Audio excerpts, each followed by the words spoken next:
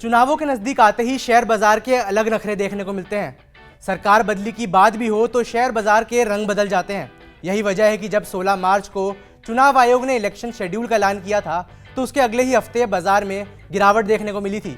इस गिरावट का कुछ निवेशकों ने फायदा उठाया तो कुछ का गला सुखा दिया। शेयर बाजार और चुनाव का नाता कितना गहरा है, इस वीडियो में हम इसी की चर्चा करेंगे। साथ ही साथ इलेक्शन के दौरान होने वाले जो उतार चढ़ाव हैं, आप उसका कैसे फायदा उठा सकते हैं, इसकी भी चर्चा करेंगे।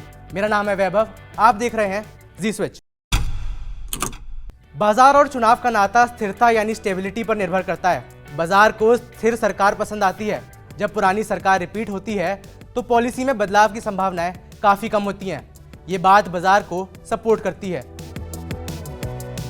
2014 के बाद जब 2019 में बीजेपी की सरकार रिपीट हुई थी तो इसका बाजार पर बड़ा असर देखने को मिला था। मई में चुनाव के नतीजे आने के बाद सेंसेक्स करीब 340 पॉइंट्स बढ़ा और 40,000 के रिकॉर्ड पर हाई पर पहुंच गया। 2019 में नतीजों के 6 महीने बाद ही निफ्टी 50 में 1.5% की तेजी दर्ज की गई थी। देखने वाली बात यह भी है कि कुछ सेक्टर्स में बाकी सेक्टर से ज्यादा बढ़त देखने को मिलती है। एक्सपर्ट्स की माने तो बैंकिंग, कंज्यूमर ड्यूरेबल्स और इंफॉर्मेशन टेक्नोलॉजी आईटी जैसे सेक्टर्स का प्रदर्शन चुनावी नतीजों के बाद दूसरों से बेहतर रहता आया है। वहीं नतीजों के कुछ समय बाद कुछ सेक्टर्स ऐसे भी होते हैं जिन्हें सरकारी पॉलिसी का लाभ मिलता है। अब अगर सरकार का पावर, ग्रीन एनर्जी और इंफ्रास्ट्रक्चर पर जोर हो तो इन सेक्टर से संबंधित सेगमेंट्स और कंपनियों का जो परफॉर्मेंस रहता है वो काफी अच्छा होता है। ग्लोबल मार्केट ट्रेंड्स को देखें तो भारतीय शेयर बाजार अच्छा परफॉर्म कर रहा है।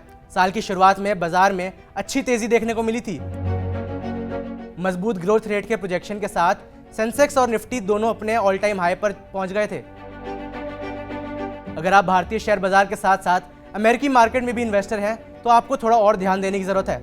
इस साल सिर्फ भारत में ही नहीं बल्कि अमेरिका में भी चुनाव होने वाले हैं।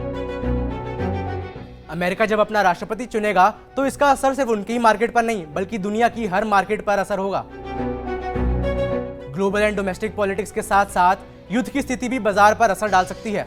चुनाव प्रक्रिया तो चल रही है लेकिन एक तरफ रूस यूक्रेन युद्ध थमा नहीं है, वहीं ईरान इजराइल ने भी भारत की मुश्किलें बढ़ा दी हैं।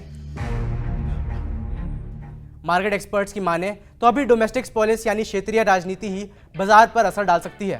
पुराने ट्रेंड देखें तो अगर सरकार रिपीट होती है तो बाजार में बढ़त होती है। राज्यों के चुनाव परिणामों को देखते हुए फिलहाल बाजार को मोदी सरकार के तीसरी टर्म के संकेत मिल रहे हैं। हालांकि चुनाव और बाजार दोनों ही सरप्राइज देने के लिए जाने जाते हैं। मेरा नाम है वैभव, देखते रहिए जी स्विच।